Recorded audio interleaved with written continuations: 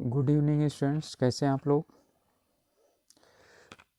आज से अच्छे होंगे और अपनी पढ़ाई अच्छी तरह से कर रहे होंगे। एक बार फिर आपका अपने ऑनलाइन प्लेटफॉर्म प्रयाग एकेडमी में स्वागत करते हैं। हम लोग कार्यपालिका पढ़ चुके हैं, अब हम पढ़ेंगे संघ की विधायिका, जिसे हम क्या बोलते हैं, संसद बोलते हैं। तो संघीय विधायिका या संसद, ये इसका उल्लेख भारतीय संविधान में अनुच्छेद 79 से यानी 79 से लेकर के 123 तक किया गया है। ठीक है। संघीय विधायिका यानी संसदीय शासन प्रणाली, संसद है तो संसदीय शासन प्रणाली में संसद का होना अति आवश्यक है। ठीक है, इसलिए भारत में भी संसद की व्यवस्था की गई है और संसदीय शासन प्रणाली में 2 सदन होने जरूरी है। ठीक है, इसके विषय में हम आगे पढ़ेंगे। तो सबसे पहली बात आती है कि संसदों यानी पार्लियामेंट्स की जो जननी है वो क्या है, तो ब्रिटिश संसद है। यानी सबसे पहले जो संसद बनी थी वो ब्रिटेन की संसद बनी थी। उस ब्रिटेन संसद में 2 नाम हैं, एक हाउस ऑफ कॉमन्स और दूसरा है लॉर्ड सभा। ठीक है, तो ये 2 हैं। ठीक है, उसमें एक निम्न सदन है, एक उच्च सदन है। ठीक है, कभी यदि आप लोग बताएंगे मुझे उसकी कहानी बताने के लिए कि संसद का निर्माण किस प्रकार से हुआ, तो मैं ठीक है ज़रूर आप लोगों को बताऊंगा कि संसद किस प्रकार से निर्मित हुई, यानी जो ब्रिटिश संसद है उसका निर्माण किस प्रकार से हुआ। ठीक है, इसका प्रमुख कार्य क्या है, विधायिका का कानून बनाना। मैंने बताया था कानून बनाना विधायिका का काम है। ठीक है, तो अनुच्छेद 79 में 79 में क्या कहा गया है, अनुच्छेद 79 में कहा है कि भारत की संसद, ठीक है, संसद राष्ट्रपति, लोकसभा और राज्यसभा से मिलकर बनेगी या निर्मित होगी। इसका मतलब है कि राष्ट्रपति, लोकसभा और राज्यसभा संसद के क्या हैं, अंग हैं। याद रखिएगा, ये बहुत क्वेश्चन पूछा गया है कि संसद के अंग कौन से हैं। राष्ट्रपति भी, लोकसभा भी, राज्यसभा भी, तीनों है। इसलिए मैंने बताया है संसद, राष्ट्रपति अनुच्छेद 52, राज्यसभा जिसे हम उच्च सदन बोलते हैं अनुच्छेद 80, और लोकसभा जिसे हम निम्न सदन बोलते हैं अनुच्छेद 81। ठीक है, तो उच्च सदन राज्यसभा है, ठीक है, निम्न सदन लोकसभा है। अब उच्च सदन और निम्न सदन का नाम कैसे पड़ा, क्या चीज़ पड़ा, ठीक है, ये अलग मामला है। ये यदि आप लोग जानना चाहते हैं तो कमेंट करके मुझे बताइए, ठीक है, कि हमें बताया जाए कि उच्च सदन और निम्न सदन इसे क्यों कहा जाता है, कैसे बना और किस प्रकार से बना। ठीक है, तभी मैं आप लोगों को बता पाऊँगा, अन्यथा ठीक है आप लोग समझें कि ये बेकार की चीज़ है तो जानने की ज़रूरत नहीं है। सिर्फ इतना ही पर्याप्त है कि उच्च सदन राज्यसभा कहा जाता है, निम्न सदन लोकसभा कहा जाता है। अब मैं इन दोनों का कंपैरिजन बताता हूँ आपको, मेन है, फिर हम पढ़ेंगे संसद के कार्य, संसद की शक्तियाँ। ठीक है, तो संसद की शक्तियाँ का मतलब है राज्यसभा, लोकसभा और राष्ट्रपति की ही लगभग मिश्रित शक्तियाँ हैं, यानी जो कानून बनाने की शक्ति है। ठीक है, तो संसद का मूल जो कार्य है वो जो 2-3 अनुसूचियाँ हैं, तो जो संघ सूची है उस पर कानून बनाना है। ठीक है, तो राज्यसभा, लोकसभा दोनों मिलकर कानून बनाते हैं, राष्ट्रपति उसे पारित करता है। चलिए, राज्यसभा को उल्लेख अनुच्छेद 80 में किया गया है। इसका निर्माण किस तरह से होता है, क्या क्या है। ठीक है, तो राज्यसभा निर्मित किस प्रकार से होगी, ठीक है, इसका वर्णन अनुच्छेद 80 में किया गया है।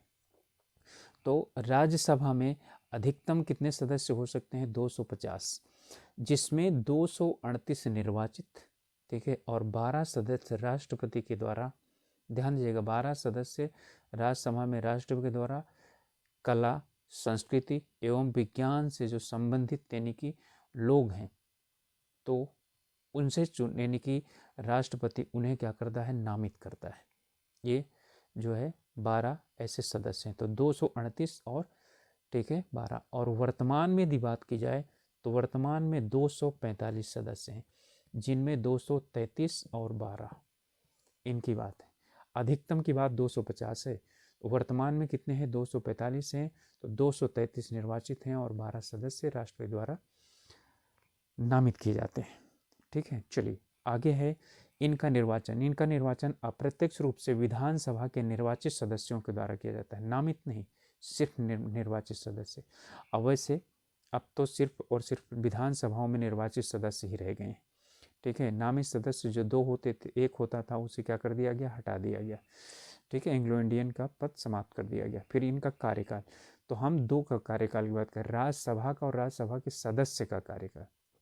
तो राज्यसभा एक स्थायी सदन है, यानी कि इसका विघटन कभी नहीं होता है, इसका विघटन नहीं हो सकता है, लेकिन इसके जो सदस्य हैं उनका कार्यकाल 6 वर्ष होता है।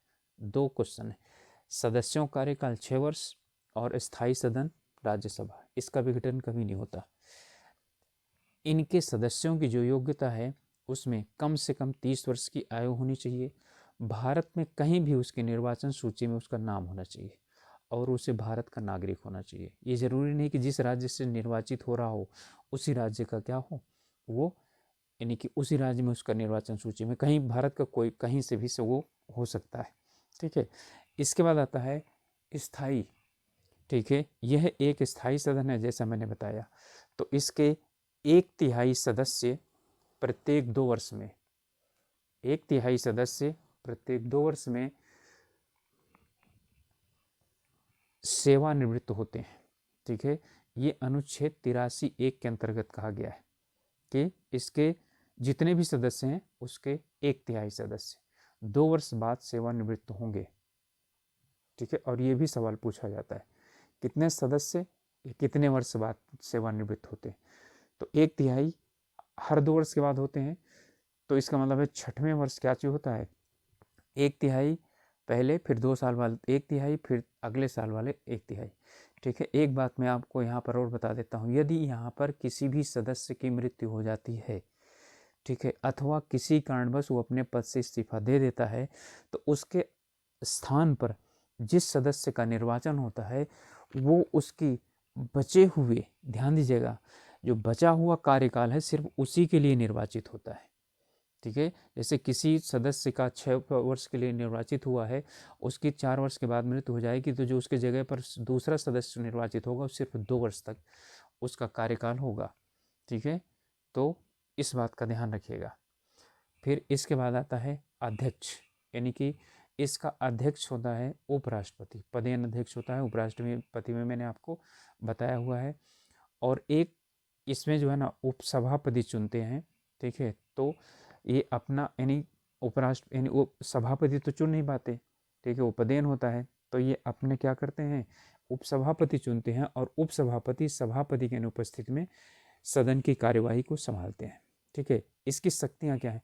शक्तियाँ तो वैसे इसकी जितनी लोकसभा की हैं उसी के समान है, परंतु कुछ इसकी विशेष शक्तियाँ हैं और थोड़ा बहुत कम शक्तियाँ हैं, वो मैं बता दे रहा हूँ। धन विधेयक को यह सिर्फ 14 दिन तक अपने पास रोक सकती है और ये बहुत सवाल पूछा जाता है।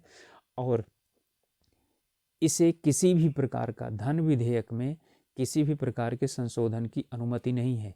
यदि ये संशोधन कर भी देती है तो लोकसभा उसे मानने के लिए बाध्य नहीं है। मान ले तो अच्छा है, कोई बात नहीं, लेकिन मानने के लिए बाध्य नहीं है। और 14 दिन के अंदर यदि राज्यसभा ने भेजा नहीं, ठीक है, धन विधेयक को, तो ये राज्यसभा से पारित मान लिया जाता है। समझ में आ गया होगा, कई बार सवाल पूछा गया है। अब अनुच्छेद 249 के अंतर्गत ये उल्लिखित है कि राज्यसभा में उपस्थित और मतदान में भाग लेने वाले 2/3, ठीक है, से यानी 2/3 बहुमत के द्वारा यदि राज्यसभा, ठीक है, किस राज्य सूची के किसी भी विषय पर, ठीक है, ये बता दे, कह दे कि इसका जो यानी कि ये विषय पूरे देश से संबंधित है या ये विषय जो पूरा देश है उससे उसके हितकारी है, तो संसद जो है वो कानून उस विषय पर बना सकती है। ध्यान दीजिएगा, 249 ये क्वेश्चन पूछा जाता है कि किस अनुच्छेद के द्वारा राज्यसभा राज्य सूची पर कानून बनाने का अधिकार संसद को दे सकती है, तो 249। लेकिन याद रहे 2/3 बहुमत से ही दे सकती है, कम से नहीं। फिर दूसरा है अनुच्छेद 312 के अंतर्गत नई अखिल भारतीय सेवाओं का सृजन का अधिकार राज्यसभा को है। ठीक है, तो नई भारतीय अखिल यानी नई अखिल भारतीय सेवाओं का यदि सृजन करना है यानी उनका निर्मित करना है तो राज्यसभा क्या करती है, अनुच्छेद 312 के अंतर्गत इसको निर्मित कर सकती है। जैसे ठीक है, वैसे अखिल भारतीय सेवाएं IAS, IPS, IFS ये सब हैं। ठीक है, लेकिन IES इंडियन इंजीनियरिंग सर्विसेज, ठीक है, IMS इंडियन मेडिकल सर्विसेज, इन सब का निर्माण बाद में हुआ है और जो राज्यसभा ने निर्मित किया है। ठीक है, इसके बाद है राज्यसभा का गठन, यानी कि कुछ बिंदु हैं वो समझ लीजिएगा। राज्यसभा का गठन 3 अप्रैल 1952 को किया गया था। ठीक, और इसकी पहली बैठक 13 मई 1952 को हुई थी। ये मैंने आपको विशेष जानकारी प्रदान किया है कि राज्यसभा का गठन यानी जो शुरुआत में सबसे पहली बार राज्यसभा बनाई गई थी 3 अप्रैल 1952 को, इसकी पहली बैठक 13 मई 1952 को हुई थी। तो 3 अप्रैल 1952 का गठन किया गया, तो उससे लगातार उसके बाद राज्यसभा, ठीक है, अपना सदन का कार्यकाल यानी कि कार्यवाही चालू किए हुए है। उसके बाद से इसका कभी विघटन नहीं हुआ और ना ही होगा। फिर इसके बाद है एक और भी चीज़ कि केंद्र शासित प्रदेशों में दिल्ली को, पांडिचेरी को और जम्मू और कश्मीर को, ठीक है, यानी कि इसके राज्यसभा में अपने सदस्य भेजने का अधिकार है, क्योंकि इन्हीं के पास विधानसभाएं हैं। बाकी और किसी जो 3 ये हो गया, 5 बचे, तो 5 में से किसी के पास भी क्या है, राज्यसभा में प्रतिनिधित्व नहीं है। कारण ये चीज़ है कि उनके पास विधानसभाएं नहीं है। तो समझ में आ गया होगा। दिल्ली, पांडिचेरी और जम्मू कश्मीर, ठीक है, के अलावा जितने भी यानी केंद्र शासित प्रदेश हैं उनका प्रतिनिधित्व राज्यसभा में नहीं है। तो राज्यसभा मेरे अनुसार आप लोगों को समझ में आ गया होगा। तो इसमें जो भी है आप लोगों को जो सवाल है मैंने बताया, जितने भी पूछे जाते हैं। अधिकतम सदस्य कितने हो सकते हैं, 250। ठीक है, इसके बाद कार्यकाल कितना होता है, 6 वर्ष। ठीक है, कितने सदस्य क्या होते हैं, इसके कितने सदस्य प्रत्येक 2 वर्ष में, तो 1/3 सदस्य सेवानिवृत्त होते हैं। ठीक है, अध्यक्ष उपराष्ट्रपति होता है, जो इसका क्या नहीं होता है, यानी कि इसमें सवाल ये पूछा जाता है कि वो कौन सा सदन है जिसका की अध्यक्षता उसका सदस्य नहीं करता है, तो राज्यसभा है। उपसभापति भी इनका होता है। इसकी शक्तियां लोकसभा के समान ही हैं, लेकिन कुछ शक्तियों में क्या है, ये थोड़ा सा कमजोर है। जैसे धन विधेयक राज्यसभा में स्थापित नहीं कर सकता और उसे सिर्फ 14 दिन तक रोक सकता है। 14 दिन के बाद अपने आप पारित माना जाएगा। 249 में ये राज्य सूची के किसी भी विषय पर संसद को कानून बनाने का अधिकार दे सकती है। 312 के अंतर्गत, अनुच्छेद 312 के अंतर्गत नई अखिल भारतीय सेवाओं को गठन कर सकती है। पहला जो इसका गठन हुआ है 3 अप्रैल 1952 को हुआ था। ठीक है, दिल्ली, पांडिचेरी और जम्मू कश्मीर के अलावा किसी भी केंद्र शासित प्रदेश को इसमें सदस्य भेजने का अधिकार नहीं दिया गया है। चलिए, अब बिल्कुल लगभग इसी तरह से ही कुछ चीज़ें हैं जो लोकसभा के विषय में हमें पढ़ना है। तो जो लोकसभा है वो क्या होता है, निम्न सदन है। ठीक है, लोकसभा निम्न सदन है। ये अनुच्छेद 81 के अंतर्गत, देखिए राज्यसभा 80 के अंतर्गत, इसका गठन 81 के अंतर्गत बात किया गया। अधिकतम सदस्य कितने हो सकते हैं, 552, जिनमें कि 530 किसके द्वारा, राज्यों के द्वारा, और अधिकतम और 20 केंद्र शासित प्रदेशों के द्वारा, ठीक है, सदस्य निर्वाचित किए जा सकते हैं। ठीक है, 2 सदस्य थे जो एंग्लो इंडियन की बात थी, ठीक है, उन्हें अब हटा दिया गया। वर्तमान में 547 सदस्य, ठीक है, हैं। अधिकतम की बात होती है, अधिकतम 552 हो सकते हैं। ठीक है, तो 547 वर्तमान में क्या है, इनकी संख्या है। इसके बाद आता है इनका निर्वाचन जनता द्वारा प्रत्यक्ष रूप से होता है, इनका निर्वाचन अप्रत्यक्ष रूप से विधानसभा के निर्वाचित सदस्यों द्वारा होता है। इनका कार्यकाल 5 वर्ष का होता है, अधिकतम कार्यकाल 5 वर्ष है। ठीक है, 5 वर्ष के बाद लोकसभा भंग हो जाती है, राज्यसभा कभी भी नहीं भंग होती। ठीक है, तो इसके पदाधिकारी हैं अनुच्छेद 93 के अनुसार ये अपना एक स्पीकर और एक डिप्टी स्पीकर यानी अध्यक्ष और उपाध्यक्ष निर्वाचित करते हैं। ठीक है, और इनकी शक्तियां हैं, तो जैसे मैंने इसमें कुछ शक्तियां बताई उसी प्रकार से इसकी भी कुछ शक्तियां हैं।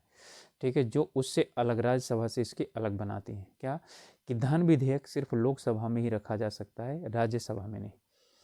ठीक है, तो धन विधेयक संबंध में क्या चीज़ है, ये जो है ना उससे ज़्यादा शक्तिशाली है।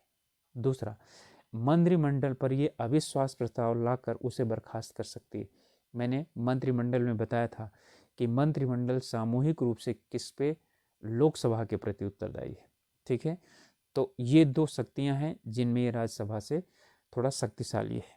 ठीक है, इनकी योग्यताएं क्या होनी चाहिए, तो योग्यताएं 25 वर्ष कम से कम, यानी 25 वर्ष की आयु पूरा हो जाना चाहिए और लाभ के पद पर नहीं होना चाहिए उस व्यक्ति को। वही व्यक्ति क्या चीज़ किया जाएगा, लोकसभा का सदस्य निर्वाचित होगा। और पहली लोकसभा का निर्वाचन 1951 और 52 में किया गया था। ठीक है, अब यदि 51 और 52 दोनों न दे करके सिर्फ सन में 51, 52, 53, 54 ऐसे देता है, तो फिर आप क्या करेंगे, 1952 लगाएंगे। ठीक है, क्योंकि अप्रैल 1952 में क्या चीज हो गया है, लोकसभा को निर्वाचन समाप्त हो गया था। पहला यानी पहली लोकसभा का निर्वाचन बहुत अधिक समय तक चला था। तो इसका पहली लोकसभा का गठन 6 मई 1952 को हुआ था और इसके बाद इसकी पहली बैठक जो है वो 13 मई 1952 को हुई थी। राज्यसभा और लोकसभा की दोनों की बैठक 13 मई 1952 को हुई थी। इसके प्रथम अध्यक्ष जीवी मावलंकर थे, जिन्हें, ठीक है, महाभियोग लगाकर उन्हें हटाने की कोशिश की गई थी। उन्होंने क्या कर दिया था, इस्तीफा दे दिया था। फिर अनंत सैनम जो है वो अनंत सैनम फिर इनके बाद अध्यक्ष बने थे। ठीक है, तो इस प्रकार से दोनों का कंपैरिजन मैंने आप लोगों को सम्मुख रख दिया है और ये बहुत ही इन्हीं में से इसमें से ज़्यादातर सवाल पूछे जाते हैं। अब हम आगे जब जो भी पढ़ेंगे वो इन्हीं राज्यसभा और लोकसभा की शक्तियाँ नहीं, हम संसद की शक्तियाँ और संसद के कार्य पढ़ेंगे। ठीक है, कि संसद किस प्रकार से कानून बनाती है, क्या क्या करती है। हाँ, लोकसभा के कुछ जो सदस्य हैं या उसके पदाधिकारी हैं उनके विषय में और भी थोड़ा सा पढ़ लेंगे कि उनके अधिकार क्या हैं। लेकिन इन दोनों राज्यसभा के सदस्यों को, लोकसभा के सदस्यों को क्या कहा जाता है, ठीक है, सांसद कहा जाता है। ठीक है, जो अधिकार राज्यसभा के सदस्यों के हो वही लोकसभा के सदस्यों के हैं। ठीक है, तो ओके स्टूडेंट्स, संसद के विषय में मतलब कि राज्यसभा और लोकसभा के विषय में बहुत सी बातें, नहीं लगभग सभी बातें मैंने कोशिश की हैं और आप लोगों को आशा करता हूँ कि प्रस्तुत बातें आप लोगों को समझ में आ गई होंगी। अब अगले वीडियो में मिलते हैं हम आपसे। ठीक है, तब तक के लिए अपना ध्यान रखिए। ठीक है, और अपने घर वालों का ध्यान रखिए, पढ़ाई कीजिए और मेहनत कीजिए, क्योंकि मेहनत का के अलावा और कोई दूसरा रास्ता सफलता का नहीं है। Okay, good night.